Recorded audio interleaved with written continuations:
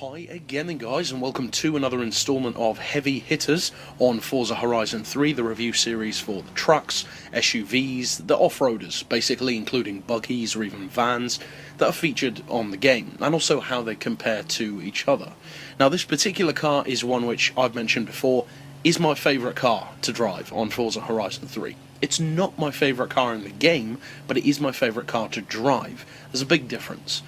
It's also my highest mileage car. I've got about 40,000 miles on this thing. It's a monster when you tune it correctly, but the question is, not necessarily just for my driving style, but for everyone, how good a car is the Hummer H1?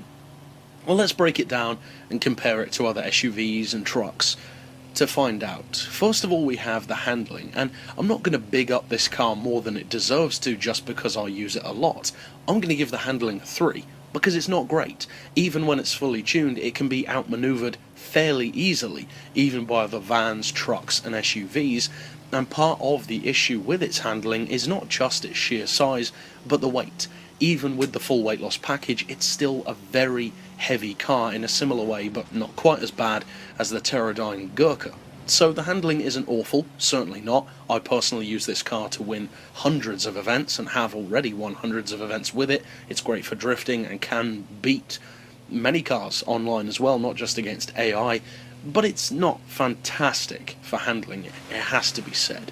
As far as acceleration goes, you'd probably expect me to give it a fairly low score, maybe a 2 or a 3, because of the fact that I do score these cars based on their stock and tuned performance combined, and in stock form the Hummer is not very quick for acceleration or top speed, but the reason why I am actually giving it a 4 is because although yes, in absolute stock form it's not that quick, when you tune it, it gets quick very quickly, and it also gets very quick for the classes which it's in, be it B class, A class, S1, or even bumping it up into S2, which I wouldn't necessarily recommend.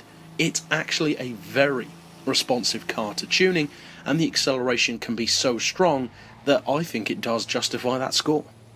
As far as top-end performance though, I'm not going to score it quite as high with a 3, and the reason for that is because even in its peak form with 1500 horsepower to be working with, you're still looking at around or just over 220 miles per hour. That's not amazing. There are plenty of other trucks and SUVs, even vans, which can outrun the Hummer fairly easily for top-end speed. It's the acceleration which is far better.